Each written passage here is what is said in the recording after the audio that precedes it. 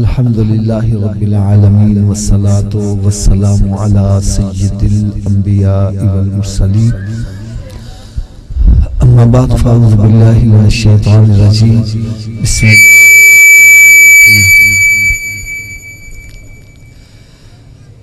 अब मैं अर्ज़ करूंगा जो हमारे साउंड वाले भाई हैं वो भी बैठ के बयान सुने।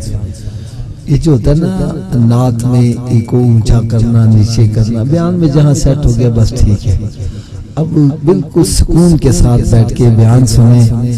मेरे दिल में ख्वाहिश होती है कि जो भी आया है यहाँ से कुछ हासिल करके जाएगा।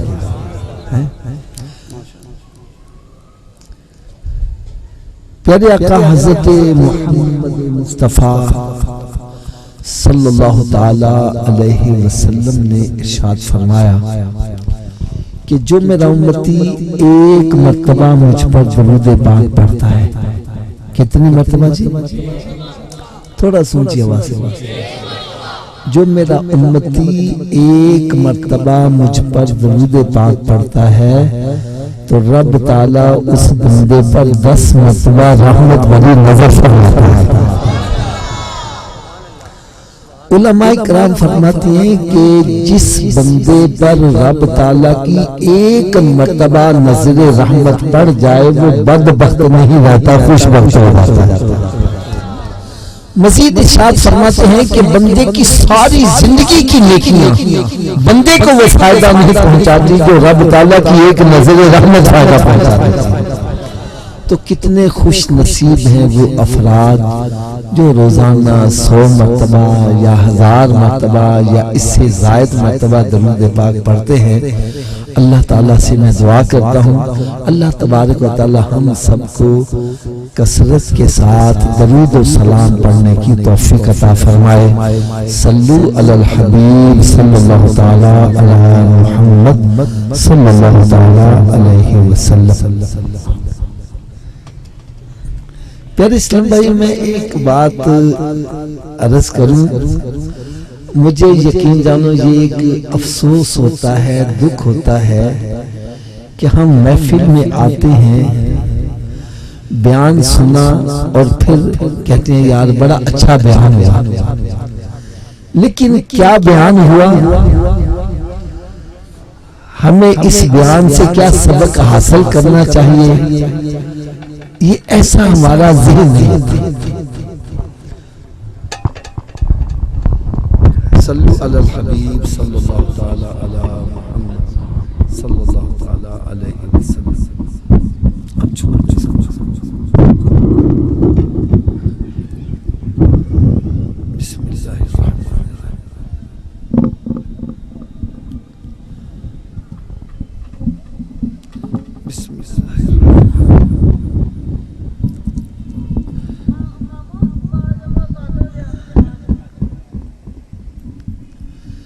मैं एक ना छोटी सी मिसाल देता हूँ। हम बयानात सुनते हैं, लेकिन इधर से सुना तो उधर से निकाल दिया।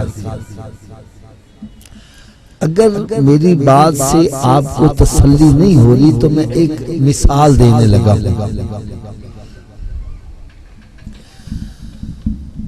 एक वाकया है जो हमने पता नहीं कितनी मर्तबा सुना है कि हजरत अली रज़ी अल्लाह ताला अन्हु मैदाने जंग में है, आपने अपने मद्दे मुकाबिल को नीचे गिराया और फिर उसके सीने पर सवार होकर लगे उसकी गर्दन काटने। उसने आपके चेहरे पर थूक दिया। आपने उसको क्या किया था? थोड़ा सा ऊंची आवाज से बोले और ऊंची आवाज से बोले। उसने कहा कि मुझे आपने छोड़ा क्यों है? मैंने तो आपके साथ ज्यादती की, आपके चेहरे पर थूका। आपको तो चाहिए था मुझे और बेदर्दी से कत्ल करते, आपने मुझे छोड़ा क्यों?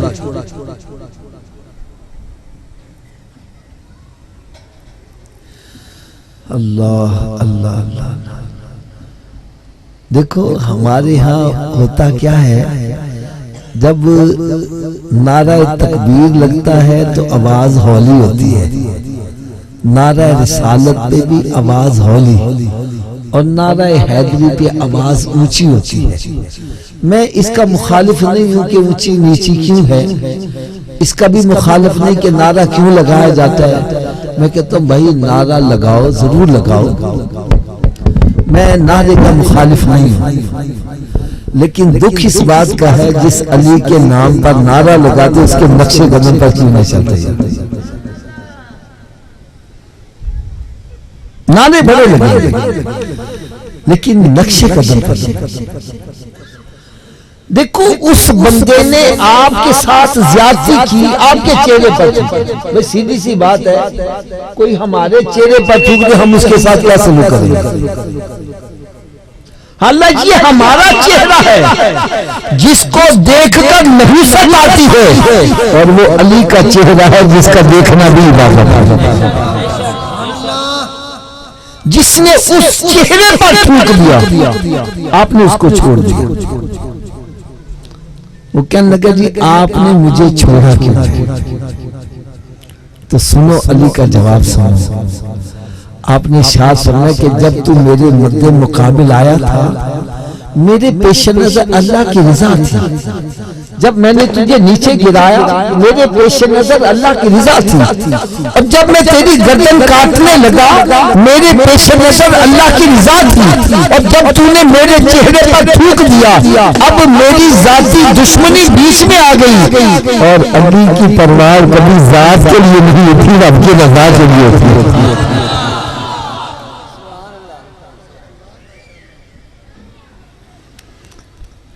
अब अगर नाराज ना हो तो मैं एक बात अर्ज करूं, बात सच्ची करना। जितने भी यहाँ मौजूद हो, आज हमारे खानदान में जितनी लड़ाइयां हैं अल्लाह की रजा के लिए हैं या जात के लिए। ऊंची बोलो यार। तो किस मुंह से अली का नारा लगाता है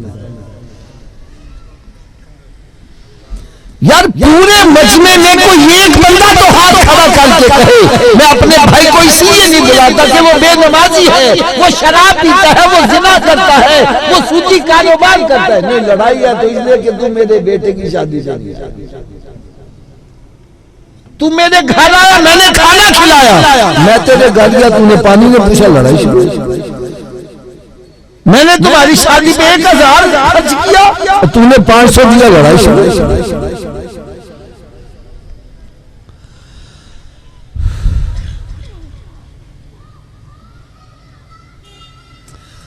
हालांकि हदीस मुबारका का मफहूम है कि मेरे आका सल्लल्लाहु अलैहि वसल्लम ने इरशाद फरमाया, एक मुसलमान के लिए हलाल नहीं कि अपने भाई से 3 दिन से ज़ायद कता ताल्लुक करे। कितने दिन? और अगर करेगा तो फिर होगा क्या? 3 दिन से ज़ायद कता ताल्लुक करेगा तो होगा क्या? फरमाया खतरा है कहीं खात्मा खराब ना हो जाए। और जिसने अपने भाई से 1 साल तक कता ताल्लुक किए रखा, फरमाया ऐसा है जैसे उसने अपने भाई को कत्ल कर दिया।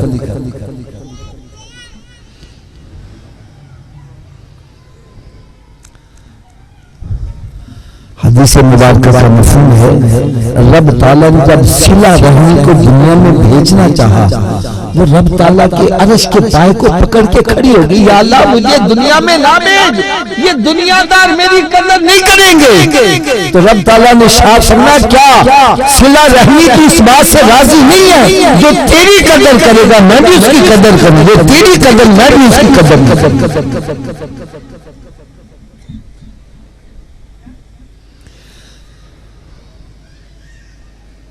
सिला रहमी क्या है? खूनी रिश्तों को आपस में मिलाना, खूनी रिश्तों को आपस में जुदा करना, ये कता रहमी है। हम सिला रहमी को क्या समझते हैं? सुनो जरा तवज्जो से। हम सिला रहमी ये समझते हैं एक बंदे के 4 भाई, 2 से मिलता है 2 से नहीं मिलता। मैंने कहा भाई चारों तेरे भाई हैं, 2 से मिलता 2 से नहीं मिलता, वजह क्या है? वो कहने लगा जी 2 मुझे मिलते हैं मैं भी मिलता हूं, 2 नहीं मिलते मैं भी नहीं मिलता। मैंने कहा भाई ये सिला रहमी नहीं है, ये तो अदले का बदला है। मैं इनसे सलाम दुआ करता हूँ, ये भी मेरे साथ सलाम दुआ करेंगे। मैं इनकी शादी गमी में आना शुरू कर, ये भी आना शुरू कर देंगे। ये तो अदले का बदला है। अरे सिला रहमी ये है, तेरा भाई तुझसे तोड़ना चाहता है तो फिर भी कहना भाई तुम मेरा मार जाया, मैं तुझे कैसे छोड़ दूं, मैंने तुझे छोड़ना। ये है। आज हमारी हालत क्या है, खानदान के अंदर ग्रुप बने हुए हैं, तू उधर गया साढ़े तो गया। मेरी बात गलत हो खुदा की कसम मेरा लिहाज ना करना, खड़े होके कहना हाफिज साहब आप गलत कह रहे हैं। और अगर बात सच्ची हो तो फिर अमल होना चाहिए कि नहीं, ऊंची बोलो यार। इससे और बड़ी मैं वईद क्या सुनाऊं कि मेरे आका सल्लल्लाहु अलैहि वसल्लम ने शाद फरमाया कता रहमी करने वाला जन्नत में दाखिल नहीं होगा। और हमारी हालत क्या है, हम कहते हैं मैं तो आना सुना नहीं करता, मैं जन्नत में चले जाऊं। आज हर बंदा चाहता है, हर बंदा चाहता है मेरी उम्र लंबी हो और रिज़्क भी ज्यादा हो। यही ख्वाहिश है ना दोस्त। एक तो उम्र लंबी हो, भाई जो भी दवाइयां खाते हैं उम्र के लिए, जो डॉक्टरों के पास टेस्ट करवाते हैं हजारों रुपया लाखों रुपया खर्च करते हैं उम्र के लिए कर रहे हैं ना, उम्र लंबी हो। और जो भी भागदौड़ करता है नोटों की खातिर करता है। लो नुस्खा मेरे आका सल्लल्लाहु अलैहि वसल्लम ने बतला दिया, जो चाहता है उसकी उम्र लंबी हो, रिज़्क भी ज्यादा हो, उसको चाहिए कि सिला रहना चाहिए, खूनी रिश्तों के साथ अच्छा सलूक करे, अच्छा सलूक करे। आज यकीन जानो मैं दुख की बात कह रहा हूँ, बाप बेटे को नहीं बुला रहा, बेटा बाप को नहीं बुला रहा, बेटा माँ को नहीं बुला रहा, भाई भाई से जुदा है, बहन भाई से जुदा है, कई कई साल गुजर गए, मरना जीना बंद किया हुआ। अब मुझे एक बात आप बतलाओ कि ये खानदान के अंदर जो लड़ाइयां हैं ये खत्म होनी चाहिए, सुलह होनी चाहिए या नाराजगी बरकरार रहनी चाहिए? अच्छा आवाज कम हो गई है, नहीं आवाज कम क्यों है मैं इसकी भी वजह बता दूं। भाई सुलह करने से रब राजी होता है और लड़ाई से तो शैतान चाहेगा हम कोई ऐसा काम करे जिससे रब राजी हो जाए। वो कहता है छड़ मौलवी ने, ये तो ऐसे बातें करता रहता है। वो देख मेरी बात सुन, मैंने छोटे भाई को पढ़ाया लिखाया, उसकी परवरिश की है, उसको नौकर करवाया, उसकी शादी करवाई, उसको कारोबार करवाया, उसका मकान बना के दिया। अब वो मेरे साथ आगे खड़ा हो गया, मैं कैसे उसको बुलाऊं?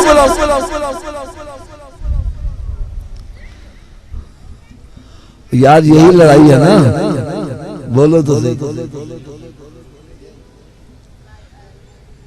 ये मेरे घर आए, मैंने इनको खाना खिलाया, मैं इनके घर के पानी नहीं पूछा, मैंने इनकी शादी पे 1000 रुपया खर्च किया, ये मेरी शादी पे आए नहीं। लड़ाई तो यही है ना, बोलो तो। तो अब मेरा एक सवाल का जरा जवाब दे दे।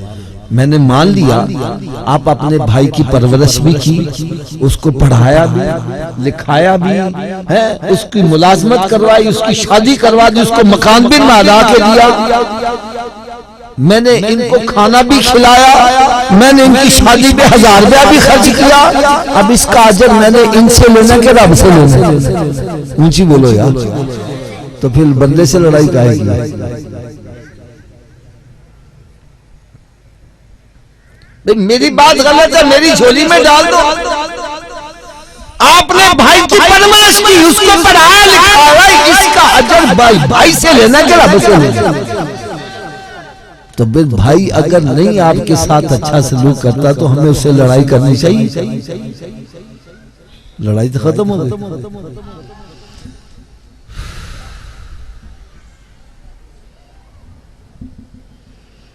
चलो अगर सुलह के लिए दिल आमादा नहीं हो रहा तो हम थोड़ी सी सौदेबाजी कर लेते हैं। जिसको सौदा कबूल हो जाए वो सुलह कर ले, जिसको नहीं कबूल ना करे। क्यों नहीं? क्या आपको ये सौदा कबूल है कि रब ताला इरशाद फरमाए तू मेरे बंदे को माफ कर दे, क़यामत के रोज मैं तुझे माफ कर दूंगा। क्यों जी? सौदा महंगा है कि सस्ता है? ऊंची बोलो यार। अभी भी आवाज कम है। एक हदीस पाक और सुना देता हूँ। मेरे आका सल्लल्लाहु अलैहि वसल्लम ने इरशाद फरमाया जो सुलह में पहल करेगा जन्नत में भी पहले ही जाएगा।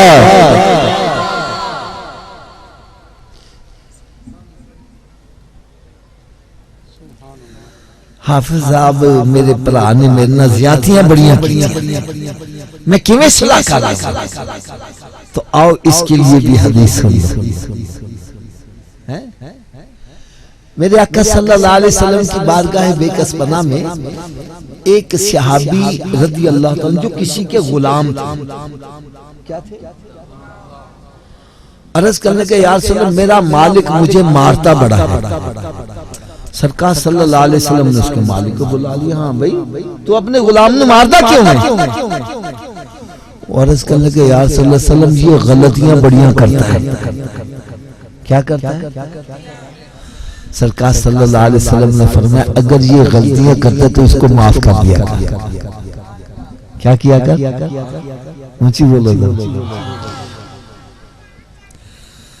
वो आगे से अर्ज करता है यार सल्लल्लाहु मैं रोजाना इसको दिन में 1 मरतबा माफ करूं, 2 मरतबा माफ करूं, 3 मरतबा माफ करूं, ये गलतियां ही बड़ी करता है, मैं रोज इसको कितनी मरतबा माफ करूं? तो मेरे आका सल्लल्लाहु अलैहि वसल्लम ने शाह फरमाया जितनी मरतबा तेरा मालिक तुझे माफ करता। यार ईमानदारी से बतला, रब ताला अगर हमारी गलतियों पर हमें पकड़ शुरू कर, हम एक सांस भी ले सकते, एक कदम भी चल सकते हैं। रब ताला हमें कदम कदम पर माफ कर रहा है और हम बंदे को माफ नहीं करते। हम कहते हैं तू मेरी दाढ़ तले आला सही है।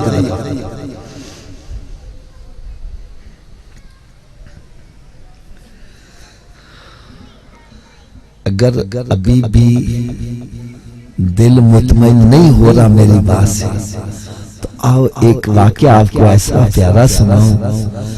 मेरा ये हुस्न सन है, अगर कोई तवज्जो से सुन ले तो आज जहां से उठेगा तो सुलह वाली नियत करके उठेगा। अल्हम्दुलिल्लाह मुझे वो मंजर अभी तक याद है। हैदराबाद में मेरा बयान था मस्जिद के अंदर, बहुत बड़ी मस्जिद थी। तो बयान मेरा खत्म हुआ तो यार 2 भाई एक इधर से खड़ा हुआ है एक इधर से, दोनों चीखे मारते हुए आए हैं और एक दूसरे से गले मिलकर रोना शुरू कर दिया। ये है बयान का मकसद। यहां से उठो, अपने रुख मदीने शरीफ की तरफ करके अपने दिलों को साफ करके। यार मैं आपसे एक सवाल करता हूं, आप एक दूध वाले की दुकान पर जाते हो, किसकी दुकान पर जाते हो? उसे कहते भाई 2 किलो मुझे दूध दे दो। आप 2 किलो के पैसे भी दे देते और फिर उसके आगे बर्तन करके उसमें दूध डाल दो और बर्तन के अंदर गिलाजत लगी है, गंदगी लगी है। क्यों जी दुकान वाला दूध डाल देगा? ऊंची बोलो यार। भाई पैसे भी ले लिए फिर दूध क्यों नहीं डाल रहा? वो कहता भाई दूध लेना है तो पहले बर्तन को साफ करके आओ। बर्तन को क्या करो? तो चाहते हो अल्लाह का नूर मेरे सीने में आ जाए और सीना है गंदा, इसमें गंदे में रब का नूर कैसे आ जाए? अपने सीनों को साफ करो, इससे कदूरतें, इससे अदावतें, नफरतें और इसमें बुग़्ज़, हसद, कीना जो है इसको खत्म करोगे तो फिर अल्लाह ताला का नूर खुद ब खुद दिल में आना शुरू हो जाएगा।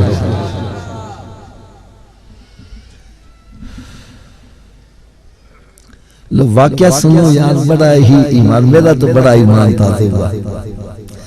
एक बंदा हज़रत साहब बड़ा ही गरीब आदमी, इतना गरीब आदमी कि उस बेचारा का दाल रोटी मुश्किल से चलती, दाल रोटी मुश्किल से। उसके दिल में ख्वाहिश थी कि कभी मैं भी गोश्त खाऊंगा। उसने 6-7 महीने थोड़े थोड़े पैसे इकट्ठे करके ना एक दिन एक पाया गोश्त ले आया। कितना ला के बीवी को दिया कि आज गोश्त पका, मैं गोश्त खाऊंगा। इत्तेफाक की बात है, बीवी ने गोश्त पकाया लेकिन उसमें नमक बहुत ज्यादा हो गया, कड़वा। जैसे इसने पहला लुकमा मुंह में डाला, पूरा मुंह कड़वा हो गया। इसको गुस्सा बढ़ाया। इसने सोचा मैं अपनी बीवी को मारूं, जैसे हम करते हैं। फिर दिल में ख्याल आया, जैसी गलती मेरी बीवी से हुई है ऐसी गलती मेरी बेटी से भी तो हो सकती है, मेरी बहन से भी हो सकती है, मेरी माँ से भी हो सकती है। अगर कोई उसको मारे मेरे दिल में क्या बीतेगी, ये भी तो किसी की कुछ लगती है। मैं कहता हूं और बातें तो एक तरफ रह गई। अगर हम सरकार सल्लल्लाहु अलैहि वसल्लम की सिर्फ हदीस मुबारका के इतने हिस्से पर अमल कर लें, मैं दावे से ये कहता हूं हमारा माशरा अमन का गहवारा बना। मेरे आका सल्लल्लाहु अलैहि वसल्लम ने इरशाद फरमाया, तुम इतनी देर तक कामिल मोमिन नहीं हो सकते जितनी देर अपने भाई के लिए वो चीज पसंद ना करो जो अपने लिए पसंद करते हो। यार महफिल में बैठे हो, सरकार की महफिल में, ईमानदारी से बतलाना, आप में से कोई बंदा चाहता है उसकी बेटी को कोई गालियां निकाले, उसको कोई धक्के दे के बाहर निकाले, उसको कोई ताने मैंने दे? तो जो तेरे घर में बीवी है वो भी तो किसी की बेटी है कि उसको गालियां निकालता है, कि उसको ताने देता है, लेके कि उसके माँ बाप को गालियां निकाल रहा है।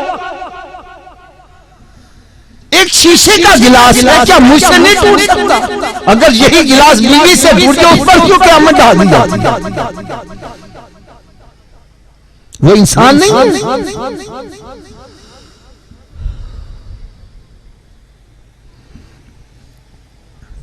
बहरहाल इसने सारे रिश्ते गिने, फिर आखिर में क्या सोचा कि और रिश्ते तो एक तरफ रह गए, ये अल्लाह की बंदी भी तो है ना। अगर मैंने इसको मारा तो रब नाराज हो जाएगा। उसने कहा चलो मैं इसको माफ कर देता हूं। क्या करता हूं? उसने माफ कर दिया। हमारे कागजात में माफी का लफ्ज है ही नहीं। हम कहते हैं तू मेरी दाढ़ थले आला है। और अगर किसी को माफ करना भी पड़े, पता कैसे करते हैं? पहले उसको बदनाम करेंगे पूरे खानदान में, मोहल्ले में। जब वो सारी जगह गंदा हो गया, आखिर में जाता है माफ की। उसने पता कैसे माफ किया? बीवी को चुपके से गया, पूरी हांडी उठा के ले आया और सारा कड़वा गोश्त खुद ही खा गया कि अगर ये गोश्त बच गया कोई खाएगा उसको भी पता चल जाएगा गोश्त में नमक ज्यादा पड़ गया है। उसने सारा कड़वा गोश्त खुद खा गया, बीवी को भी नहीं बतलाया, किसी बंदे को इशारा भी नहीं किया कि इसे नमक ज्यादा पड़ गया। जैसे मेरे आका सल्लल्लाहु अलैहि वसल्लम की बारगाह बेकसबाना में जब कोई तोहफा नजराना लेके आता, सरकार सल्लल्लाहु अलैहि वसल्लम खुद भी तनावल फरमाते, सहाबा किराम में भी तकसीम फरमाते। एक दिन एक बुढ़िया खीर पका के लाई, सरकार सल्लल्लाहु अलैहि वसल्लम ने सारी खीर खुद ही तनावल फरमाई। माई बड़ा खुश, वाह मेरी खीर सरकार ने नहीं पसंद है, सारी खुद ही खा ली, बड़ी खुश वापस चले गए। सहाबा किराम हैरान है, आज हमें नहीं मिली। माई चली गई, सहाबा किराम आज हमें नहीं मिली। फरमाया ये बुढ़िया मीठे की जगह नमक डाल के ले आई थी, अगर मैं तुम्हें देता तुम्हें कड़वी बढ़िया माई का दिल टूट जाना था, मैंने माई का दिल रखने के लिए सारी कड़वी खुद ही खा। यार ये हदीस किन के लिए? इन पर हमें अमल नहीं करते। हम मिलाद शरीफ की हदीसों पर ही अमल करने वाले, इन पर कौन अमल करे? ये मेरे आका सल्लल्लाहु अलैहि वसल्लम के हुस्न अखलाक का हिस्सा है।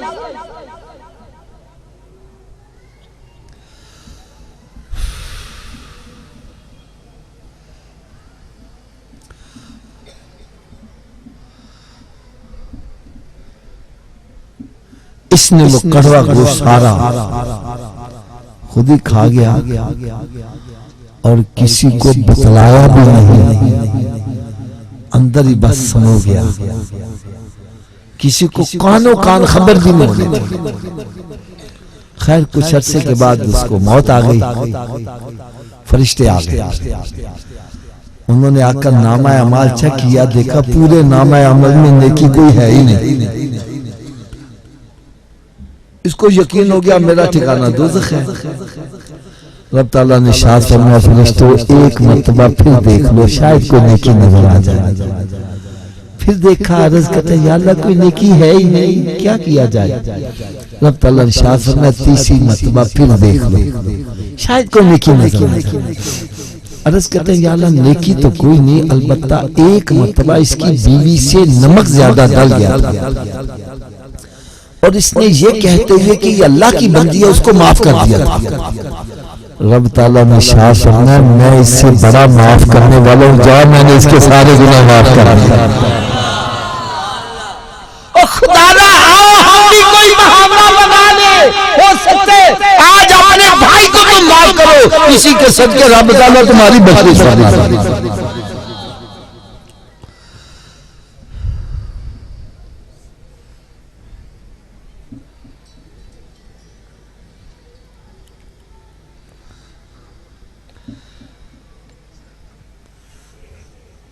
अहले महफिल मुझे ये कहते थे कि अहले बैत अतहार का भी जिक्र होना चाहिए। हम अहले बैत अतहार का जिक्र करते हैं सिर्फ शहादत तक। आओ मैं आज इनका एक पहलू आपको ये भी सुनाऊंगा, होना चाहिए कि नहीं।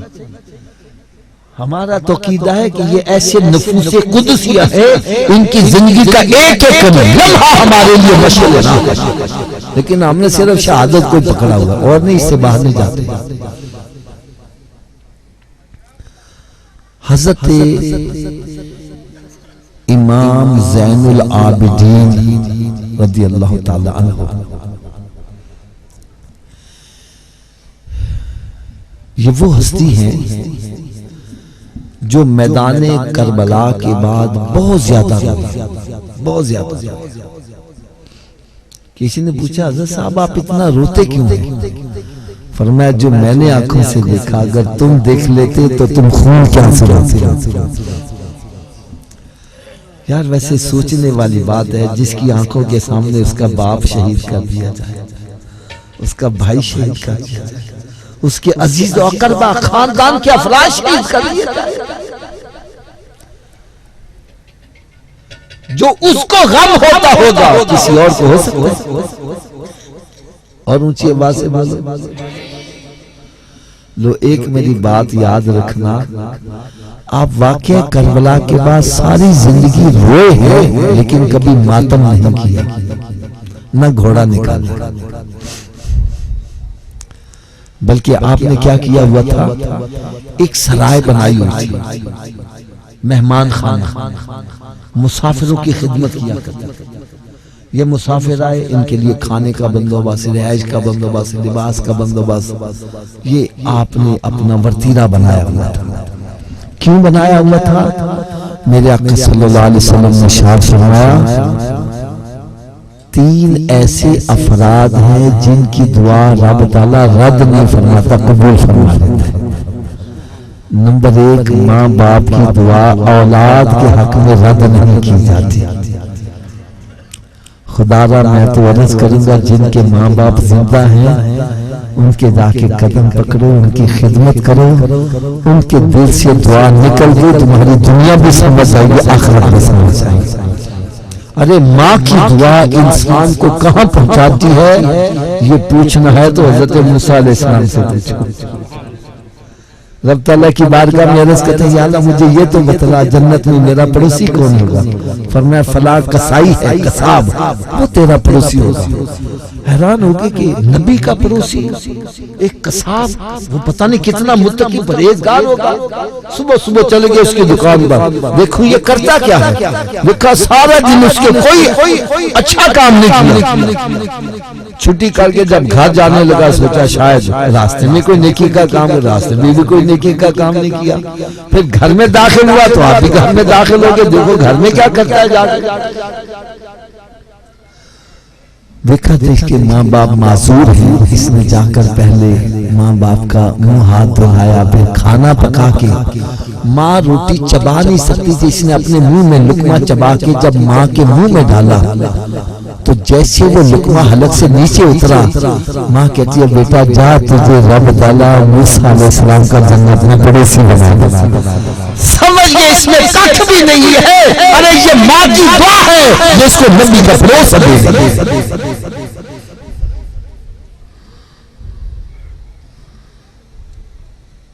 मेरे आका सल्लल्लाहु अलैहि वसल्लम ने शाद फरमा उसकी नाक खाक में मिल जाए, यानी जलीलो खार हो जाए, 3 मरतबा फरमाया। सहाबा कराम हैरान हो गए, किसकी नाक खाक में मिल जाए? फरमाया जिसकी जिंदगी में उसके माँ बाप बुढ़ापे को पहुंचे और उनकी खिदमत करके वो जन्नत में हासिल, उस जैसा बदबख्त बंदा कोई नहीं।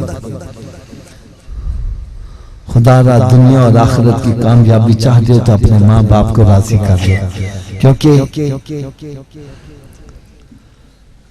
जिसने माँ बाप को राजी कर लिया उसने रब को राजी कर लिया, और जिसने रब को राजी कर लिया उसकी दुनिया भी समझ गई, आखिरत भी समझ गई।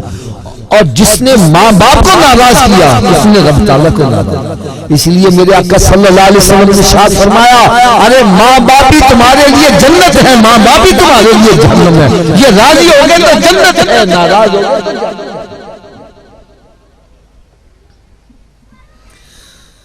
आज माँ बाप बेचारे चिल्लाते रहते हैं, बेटा मैंने सौदा ले आके दे दे, है बेटा मैंने फलान, कहता है मैं क्रिकेट दी वारी लेके जाऊंगा।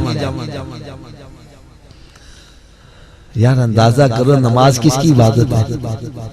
थोड़ा सा ऊंची आवाज से और ऊंची आवाज से। हदीस मुबारका में आता है कि अगर एक बंदा नफिल पढ़ रहा है उसकी माँ आवाज दे, फरमाया तू मेरी इबादत छोड़ के माँ की बात, तो क्रिकेट छोड़ के माँ की बात सुन।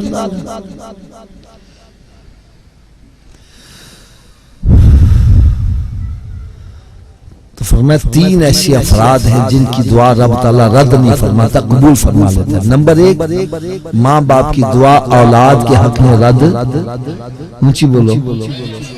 नंबर 2, मजलूम की बद्दुआ जालिम के हक में रद्द नहीं की जाती, लिहाजा किसी पर जुल्म करने से गुरेज करो। जालिम के दिल से जो आह निकलती है रब ताला अर्श को हिला देता है।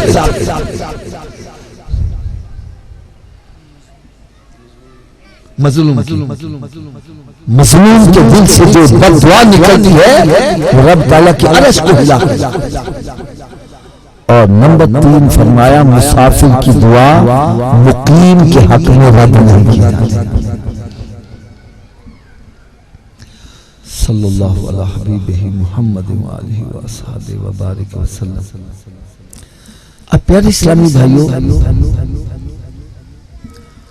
ये जो मुसाफिर खाने बनाते हैं, आज भी आपने देखा होगा रास्ते में सबील लगा देते हैं, कोई कूलर लगा देता है। अब वो जो मुसाफिर पानी पी के जाते हैं पैसे डालते हैं?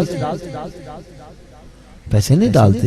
ये क्यों लगाया है? सिर्फ इसलिए लगाया कि इनके दिल से दुआ निकली हमारी दुनिया और आखिरत में जाएगी। मुसाफिर से दुआएं लेने के लिए ये सब कुछ करते। तो उन्होंने भी मुसाफिर खाना बनाया, मुसाफिर जो भी है उसकी खिदमत कर रहे हैं। एक दिन मुसाफिरों में वो बंदा भी आ गया जिसने मैदाने करबला में अहले बैते अतहार के नफूसे कुदसिया, उनके लाशों की जो बेहुरमती की थी उनके ऊपर घोड़े दौड़ाए, यानी जुल्म और सितम की आखिर कर दी थी। वो भी मुसाफिर बन के आ गया। आपने उसको बड़ा प्रोटोकॉल, वीवीआईपी प्रोटोकॉल, आला किस्म का खाना, आला किस्म का बिस्तर, आला किस्म का कमरा दिया। वो अंदर ही अंदर बड़ा परेशान हो रहा है कि मैंने इनके साथ क्या किया, ये मेरे साथ क्या किया। फिर सोचने लगा शायद इन्होंने मुझे पहचाना नहीं, शायद मुझे। 2-3 दिन रहने के बाद जब वो कहने लगा जी अब मैं वापस जाने लगा हूं, मुझे इजाजत दे दे। आपने फरमाया ठहरो। आप अंदर गए, उसके लिए तोहफे लाए, ये तोहफा तेरे लिए, ये तेरी बीवी के लिए, ये तुम्हारे बच्चों के लिए तोहफा।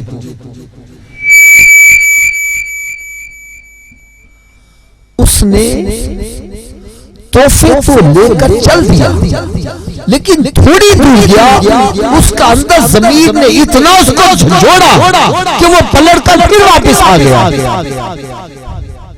और पूछने लगा, हजरत साहब क्या आपने मुझे पहचाना नहीं है? फरमाया, जब तू पहले दिन आया था मैंने पहली नजर ही तुझे पहचान लिया कि तू वही है जिसने हमारे अहले बैत अतहार के लाशों के ऊपर घोड़े दौड़ाए थे, तू वही है। कहने लगा, फिर मेरे ऊपर इतनी करम नवाजी, मैंने आपके खानदान के साथ क्या किया और आप मेरे साथ क्या सलूक कर रहे हैं?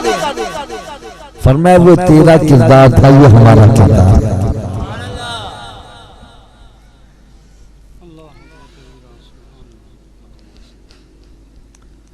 आज हम अपने भाइयों से क्या सलूक कर रहे हैं? अपने खानदान वालों के साथ क्या सलूक कर रहे हैं? अपने दोस्त अहबाब के साथ क्या सलूक कर रहे हैं? हम अपने अंदर बुग़्ज़ पाला हुआ है, नफरतें पाली हुई हैं, अदावतें पाली हुई हैं, इंतकाम की आग में भड़क रहे हैं।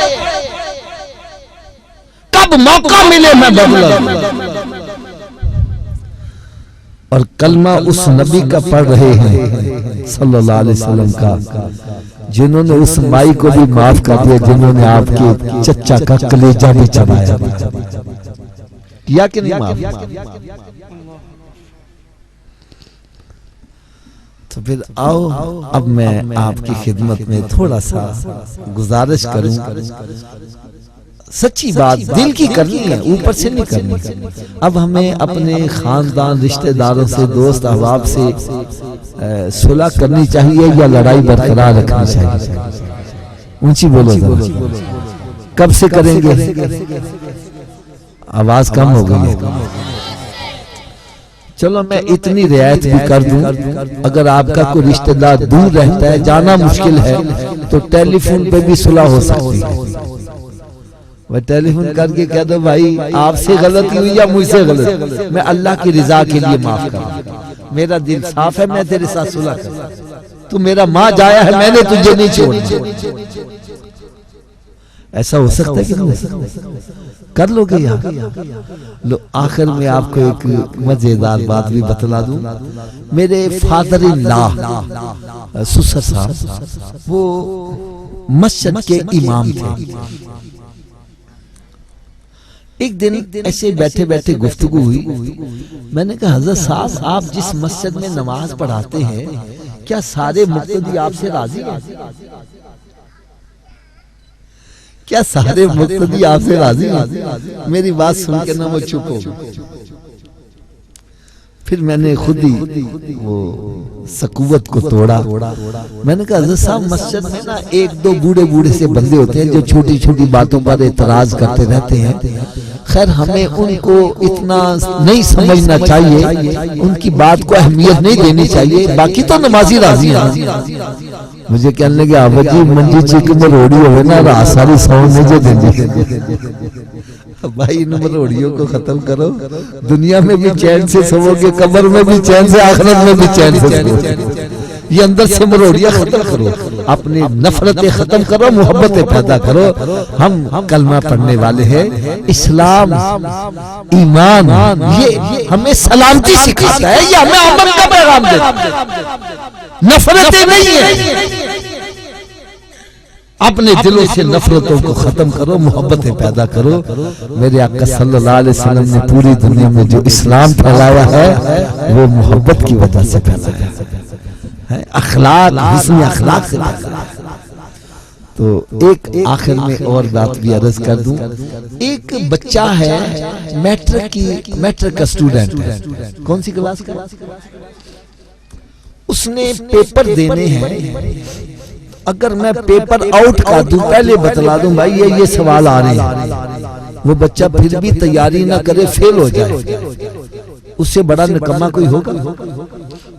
ऊंची बोलो जरा, उससे बड़ा निकम्मा एक मरतबा और बोलो जरा, उससे बड़ा निकम्मा। अब मैं हाथ बांध कर एक बात कहने लगा हूं, अपने अपने गिरेबानों में झांक कर देखना, किसी इन निकम्मों में मेरा नाम तो नहीं आ रहा। करोड़ों दरूद करोड़ों सलाम उस प्यारे आका सल्लल्लाहु अलैहि वसल्लम पर जिन्होंने मैदान माशर का पेपर आउट कर दिया।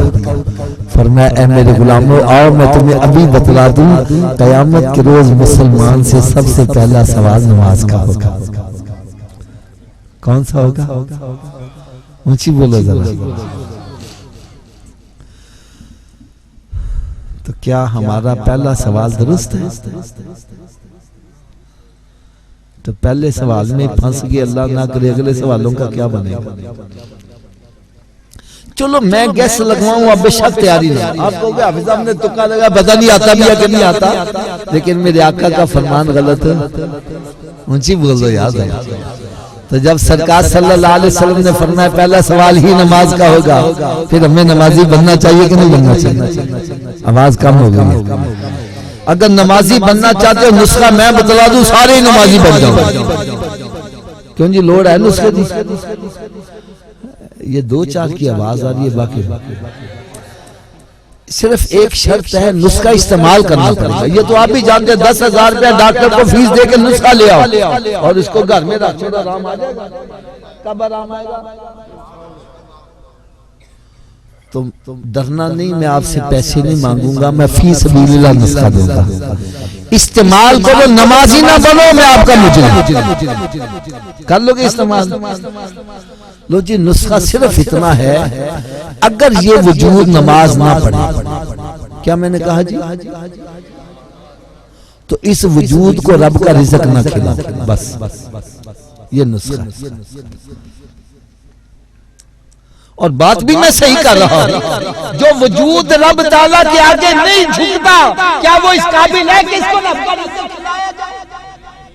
भाई रोटी सामने रखिए, अपने मुंह में चलेगा, पकड़ के ले जाओगे, मत ले जाओ। ये रोटी मांगे, बोलो नहीं पहले नमाज फिर बाद में। तो क्या ख्याल है, नमाजी बन जाएगा कि नहीं बनेगा? तो इस नुस्खे पर अमल कौन कौन करेगा? सभी हाथ ऊंचा खड़ा करके बुलंद आवाज से इंशाअल्लाह का नारा भी लगा दो। आज के बाद हमारी कोई नमाज कज़ा नहीं होगी, रमजान शरीफ का रोजा भी नहीं छोड़ेंगे, सरकार सल्लल्लाहु अलैहि वसल्लम की सुन्नत पर अमल करेंगे। यार हम सारे ही नमाजी बन जाए, अहले खाना के वालिदैन की रूह कितना खुश हो जाए। ये है इसाले सवाब की महफिल का। ये नहीं आए लंगर खादा तो मुछानु ता देंदे, गल्ला कर दोगे, कोई कहना नमक सही नहीं, कोई कहना मरस सही नहीं, कोई कहना अरे प्यो ने कहना रोज रोज रोटी तो चंगी खवा दे। अब नुस्खे की सुबह की डोज मैं नुस्खा जरा मुकम्मल सुना दूं, होता ना सुबह दोपहर शाम। सुबह की खुराक पूछते हैं, ए नाश्ते तो पहले के नाश्ते तो बाद? तो भाई ये नाश्ते से पहले वाली, उतनी देर तक नाश्ता नहीं करना जितनी देर नमाज फजर न पढ़ लो। पहले नमाज फिर नाश्ता। एक बंदा कहना सुबह उठने क्या देर हो जाए, तो मैंने कहा ना पढ़ूंगा लो बेहतर पढ़ लो। और सुबह उठ के मुँह आते तो होंगे कि नहीं, तो वुज़ू कर लो, 2 सुन्नो 2 फर्ज पढ़ लो, फजर दी पढ़ लो के बाकी पढ़नी आसान हो जाएगी। फजर दी राजा शबान करना अच्छा, उन कल तो पढ़ाएंगे ना, कल आवे तो ना नमाज पढ़ पावे, लिहाजा थोड़ा जा ऊंची आवाज ना बोलो, उन्नी देर तक नाश्ता। अच्छा किधरे शैतान कान से फूकते नहीं मारिया कि बोली ना कि नमाज पढ़नी ना पा जाए। शैतान साडा दोस्त है कि दुश्मन? तो दुश्मन की गल मननी चाहिए ना, तो तुसा क्यों मानते पे? चलो जरा शैतान नु दुश्मन समझ जावे, ओ ते ऊंची आवाज ना बोलो, उन्नी देर तक नाश्ता, जितनी देर तक नमाज़े, और उतनी देर तक कोई अखबार साला नहीं पढ़ना जितनी देर कुरान पाक की तिलावत नहीं कर रहे। यकीन जानो, अपने घरों में नजर दौड़ाओ, कितने कितने महीने गुजर गए, किसी ने कुरान खोल के देखा? कुरान पाक पर गर्दो गुबार पड़ रहा है, टीवी VCR पर मक्खी नहीं बैठने, तेरे घर में बरकत कैसे? मेरे आका सल्लल्लाहु अलैहि वसल्लम ने शासन में अपने घरों को कब्रिस्तान मत बनाओ, अपने घरों को वीरान मत करो। अरे घर बंदों से आबाद नहीं होते, घर तिलावत कलाम पाक। एक बंदा कहने लगे मैं तो कुरान ही नहीं पढ़ा आया, मैंने की करना। मैंने कहा तू सुबह उठ के कुरान बागदादी दारी खा लिया, फिर देखना तेरा दिन कैसा प्यारा गुजरता है। और रात की डोज ये है कि उतनी देर तक सोना नहीं जितनी देर 5 नमाजें पूरी न कर लो, कि सोने वाले रब को सजदा करके सोओ। क्या खबर उठे ना उठे सुबह को। एक बंदा कहने लगा हाफिज मेरी ते किस्मती मारी गई, किस्मती फूट गई, जो किस्मती उलट गई। तुम्हें कैसे पता चला? कहने लगा जी मैं जिस कारोबार में हाथ डालता हूँ नुकसान ही होता है, जिसका भला करता हूँ बुरा ही होता है, जिस अच्छे काम में हाथ वो भी गलत ही हो जाता है, मेरी तो किस्मत ही उलट गई। मैंने कहा भाई उल्टी किस्मत को भी सीधा करने का नुस्खा बतला दूं। चाहिए नुस्खा कि नहीं? क्या लगा बतला दो तो बड़ी मेहरबानी। मैंने कहा भाई एक मोहर होती है ना स्टैंप, देखिए कभी स्टैंप। मैंने कहा इस मोहर को पकड़ के अपने सामने करो, इस मोहर पे अल्फाज उल्टे लिखे होते क्या सीधे होते? ऊंची बोलो। मैंने कहा मोहर पे अल्फाज उल्टे हैं, लेकिन जब यही मोहर ऐसे झुक जाती है तो उल्टे अल्फाज। मैंने कहा तेरी किस्मत उलट गई है, अपनी पेशानी रब की बारगाह में झुका दे, तेरी उल्टी किस्मत सीधी हो जाएगी। ये एक सजदा जिसे तू गिरा समझता है, 1000 सजदों से देता है आदमी को निजात, वमा अलैया इल्लल बलाग।